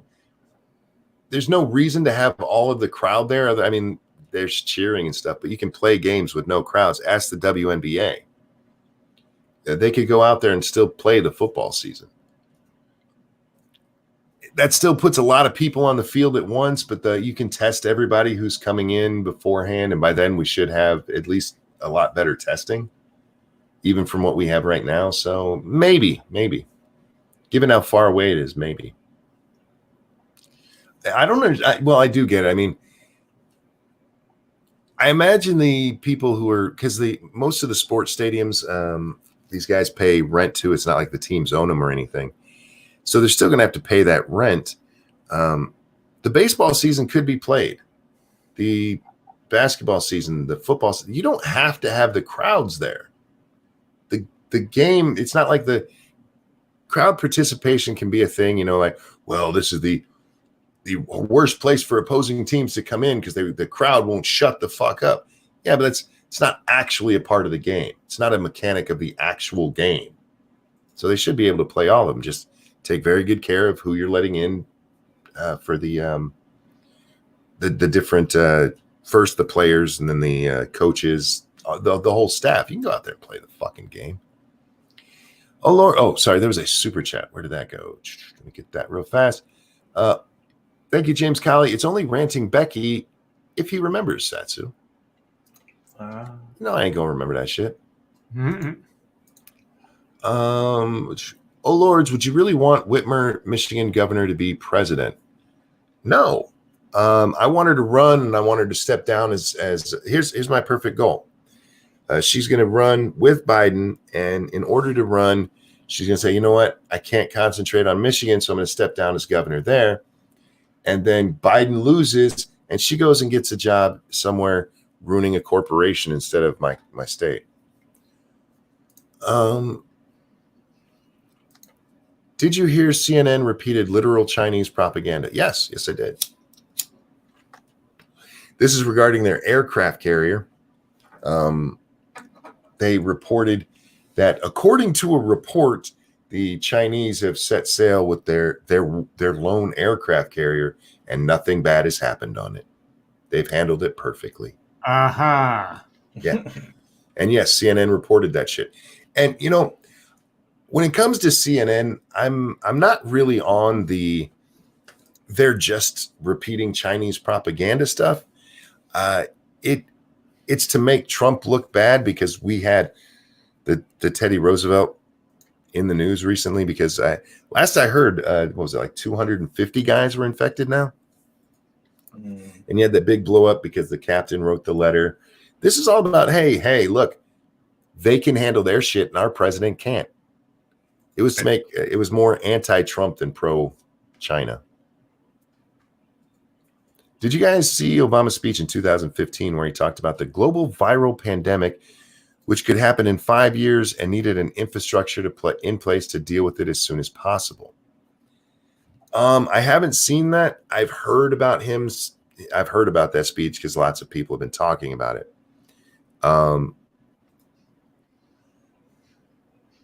I saw an Obama speech from 2008 talking about the need to stem the flow of illegals. Mm-hmm. And all I mean by that is presidents give a lot of speeches on a lot of things and shit never happens. It's a sad part of our country, guys. It's not like our leaders don't often know what problems are. It's that they won't or can't deal with them in any meaningful way. Like the whole thing with this one, the infrastructure for the pandemic and everything, most of what was talked about there is in place, because they put in place the is he the CDC guy? Whatever, the White House liaison for the pandemic team. And you had a whole bunch of people when this first started. Trump got rid of that. He didn't. The top guy went away, but everybody else, it got pushed together, mashed together. And all of those people, all of those jobs are still there. It's just that it went into a different department. It was streamlined so that they're reporting to one guy instead of a separate guy.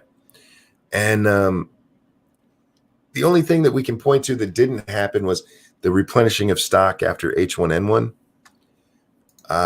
which should have been done. But even with all of that stock brought in, you know what? We still would have been short. And this is what Trump has been talking about, and that people really need to fucking pay attention to. The national stockpile, that emergency stockpile, it's a supplement. It's not made to take care of everything at once.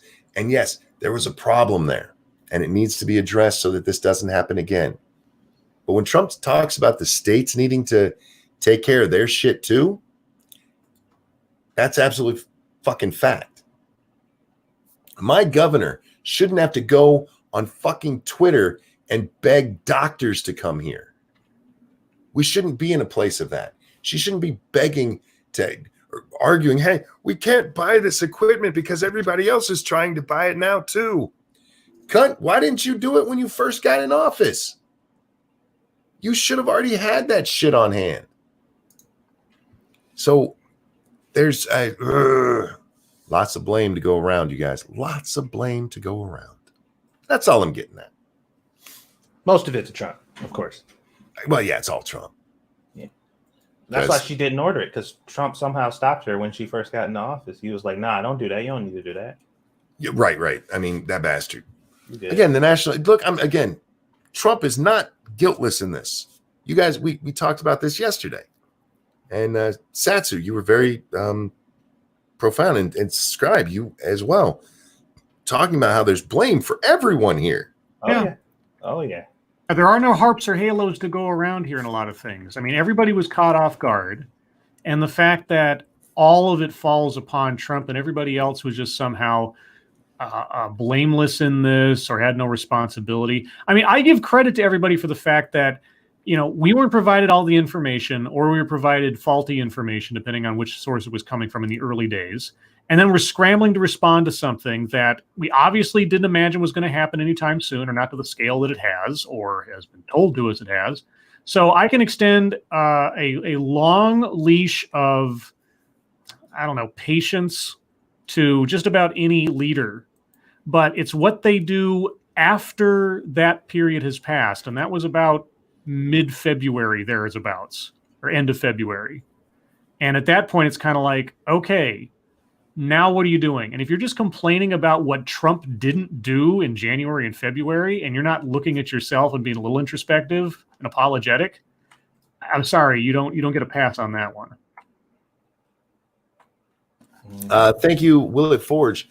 Less begging doctors that have hadn't threatened medical license. Yeah. She's still gotten a pass largely for that bullshit, which, by the way, she just put off on one of her agencies. Fucking bitch. I mean, you should solo stream Dark Souls. Yeah, I'm like I said, I'm probably never going to play that game again. Get Frostpunk playthrough going so I can maybe learn from your mistakes. It's been a while since I've played Frostpunk, so you're probably more advanced than I am if you've even turned the game on. Well, I play so many games that when we stop playing one, I forget. I go into the next game. Yeah. When we go, even as much as I've got almost 3,000 hours into 7 Days to Die. And every time we step away from it and we come back, I have to relearn the controls. I have to relearn, how do we build this? Right. No Footloose reference from Monk. I'm not sure what for, but Footloose, one of the greatest movies ever made.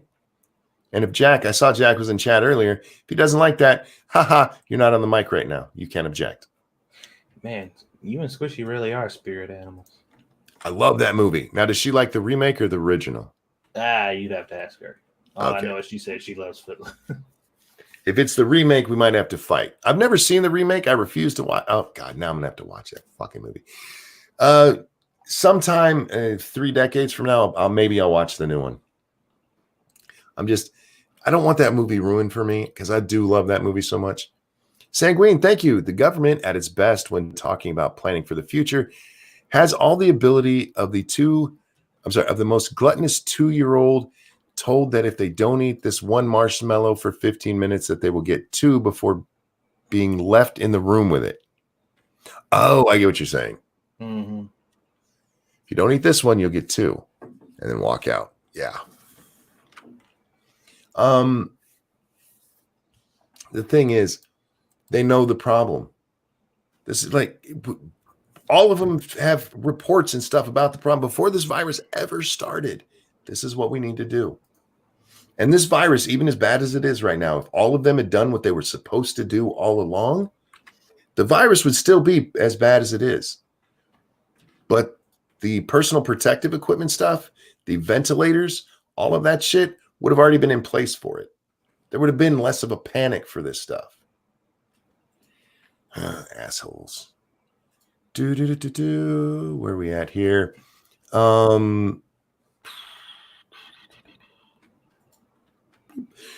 Just finished a session of D&D. What are the odds of a Lords of the Night campaign? Oh, God. I would love to play the game with these guys, but I do so much already on here. One of my other streams would have to go away for that to happen.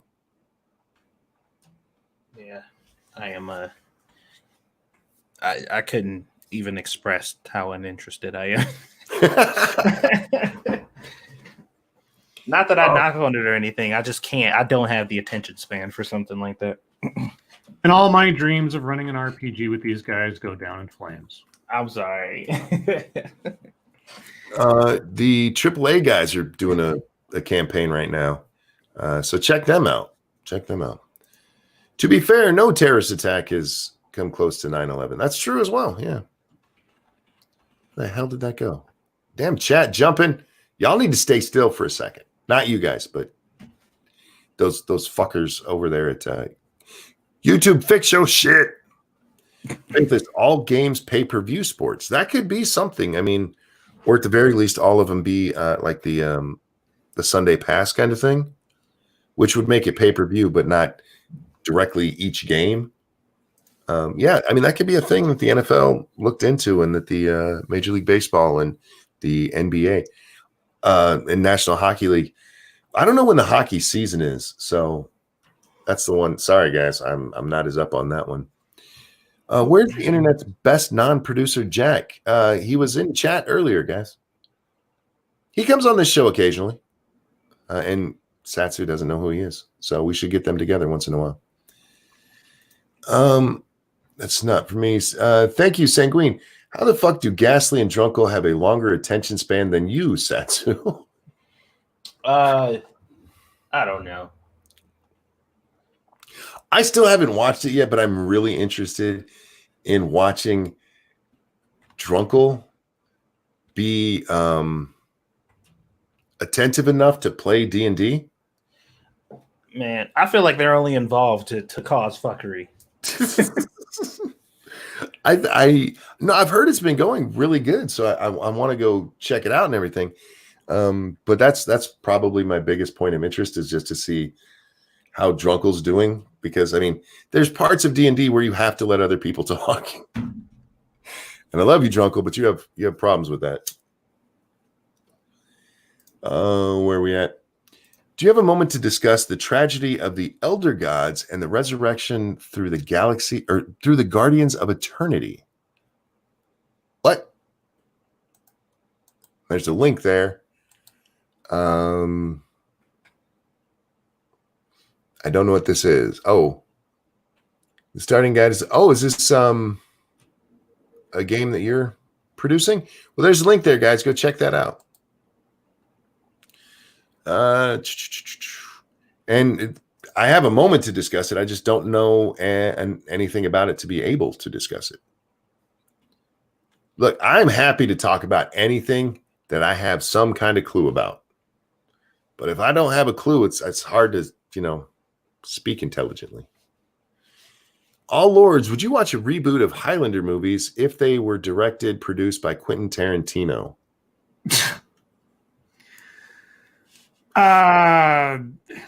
You lost me twice.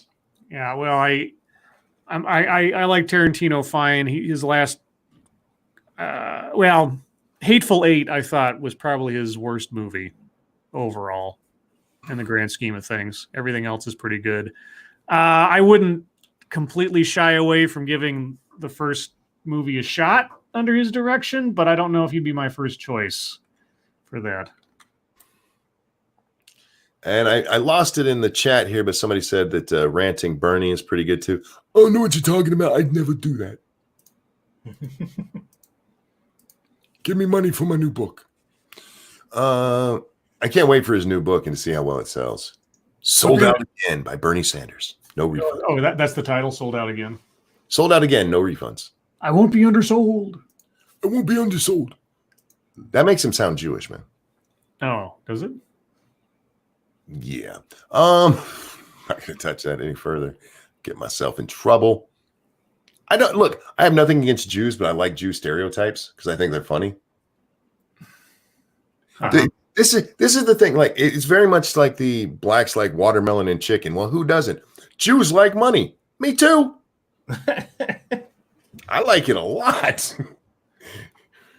Oh, we got some comparisons going on. Uh-oh. Dirty Dancing's better than Footloose. You're wrong. I like Dirty Dancing, but you're wrong. Beat Street, better than Electric Boogaloo all day. Especially if you are meaning to say Electric Boogaloo, which was the second of those movies. And Singing in the Rain is better than Footloose. I love Singing in the Rain, but no, it's not better than Footloose. If you guys have never seen Singing in the Rain, you should go watch it. It's great. Does Bring It On count as a dancing movie? Bring It On, no. That was a cheerleading movie. Mm-hmm. That's not dancing. Even when they bring in the little gay guy who teaches them to do that dance. Oh, that part was so funny. Isn't it strange the way the Vegas shooter just fell off the radar? Why not? He's dead, and he's a useless person to remember. Well, there's a theory out there that they didn't really try to investigate why he did this. And here's the thing. Because he was a liberal rather than a conservative. Take liberal, whichever adjective or descriptor you want to put in there instead, and conservative, whatever you. Basically, though, conservative versus liberal there. If they really didn't find anything, if there's really no idea why he did this, no, it's not strange. If there is something, then yeah, that would be strange. But I want to be clear here. I haven't looked into this deeply. Yeah, so far as I know, and again, I'm happy to be corrected. He didn't leave a manifesto. He didn't leave a suicide note. They know about his personal life. They know about his habits. They know about his financial situation, etc. But there was never any clear indication as to a motive, so far as I know. That's the last story we read on it. Yeah. So if there's something else, by all means, hit me up with it, Faithless, and I'll read more into it. I love conspiracy theories. Some of them have more merit than others. Pinkalo asks, did you guys hear about the NASCAR racer getting booted for saying the N-word on an open mic during an iRace? Yeah, we talked about it. I actually showed the video on one of the Monkey in the Mornings. I'm not surprised he got booted for that. Kyle, whatever the hell his name is. You're on a fucking open mic.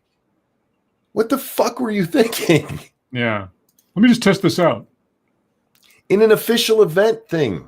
What? This was an official NASCAR simulation, right? Oh, it's gone. It's gone. Top story on CNN, guys. U.S. explores possibility the coronavirus started in Chinese lab. Really? Top story on CNN. Oh my God. Oh, good. Maybe they'll monetize some of my videos that they didn't, which I'm fairly certain. I've gotten a lot of monetizations on my Monkey in the Mornings lately. But any of them where we talk about it might have been in a lab, which is, by the way, the most likely scenario. Also, I can't count how many. Let's debunk some coronavirus rumors right now or myths right now, and I want to see someone make a compilation if this turns out to be true. I want to see a compilation of all the people that said this is bullshit. It wasn't created in a lab. Since when did you need an attention span for D&D? Oh, your group must have hated you. You need some attention span. Yep. These guys have no imagination or attention span. Sorry, guys. I would have done it. I've been meaning to do it for a while, but they're not interested. Since when did you ever have a clue, Monkey? All the time. All the time. I sell them. I have so many. Okay, what about a Tarantino reboot of the Muppet movie? Holy shit. You want to see Fozzie get whacked? I mean, Tarantino doesn't just do crime and violence. He directed an episode of ER once. I remember they made a big deal out of that, too. It's like, this episode directed by Quentin Tarantino. There's one scene where, like, a couple of the nurses were wearing sunglasses or something, sort of Reservoir Dogs style. I don't even know what the fuck it was, but I remember that. That was the episode where somebody got butt raped. What? Random asks, why is Footloose so good? Because it has a lot of bacon in it. It's true. Oh, and the soundtrack too. Soundtrack's awesome. The one part that me and Jack do agree on, the warehouse dancing scene is incredibly gay. It is. It's horrifically gay, but that's all right. It still is a good movie. Look at slabs. Hopefully this is visible enough. Did I miss one? If I did, I apologize. Oh, I did. Fuck, man. I apologize, Sanguine. Since when is having a clue or being able to speak intelligently been prerequisites for you talking, monkey? How dare you guys? How dare y'all? Pay me to insult me. That's, I'm whorish enough. Go ahead and do that. But that's going to bring an end to the show tonight, guys. Don't forget, I'll be over on my game stream here real soon on Ranting Monkey Games. The link is down below. Playing a little more 7 Days to Die for Horde Night. Scribbles will be having a stream tomorrow sometime. You said usually between 11 and 3? 11 and noon, and I may, because I don't know what my work will be, but that is the plan tentatively. Keep an eye on Twitter, and maybe I'll luck out and you'll get a notice in your subscriptions or on your YouTube when I set the thing up. So yeah, there you go. Do you tweet those out when you do them? Yes, I try to give at minimum 15 minutes, 30 minutes notice, because I mean, at this point, since there's no notification on YouTube, it's just kind of like, catch as catch can kind of thing. Yeah, so make sure you're following him on Twitter. Over on the Streamlabs, Sanguine, thank you again. Most likely the coronavirus is a result of 2 zoonotic jumps, bats to unknown and then to us. I would say third in likeliness is it is from the lab. Yeah, like I said, the lab just seems to make the most sense. I'm not saying they were trying to do something, that they tried to make this, but it leaked from there. Anyhow, thank you guys so very much for coming and hanging out with us tonight. Thank you for all of the donations. Don't forget, tomorrow we're going to be on Satsu 2 cents for Lords of the Night, 9 p.m. Eastern Time. Scribe, Satsu, thank you, gentlemen, for joining me. Yeah. Everybody, your lives make us sad. We'll see you next time. Bye, guys. Bye. And then you get one last second. Thank you, James Colley. Pulp Fiction done with the Muppet. Fozzie as Marcellus, as I say his name, and Kermit as Bruce Willis's character. One of the critics as Zed. All right, there you go. Oh, boy. Bye, guys. Bye.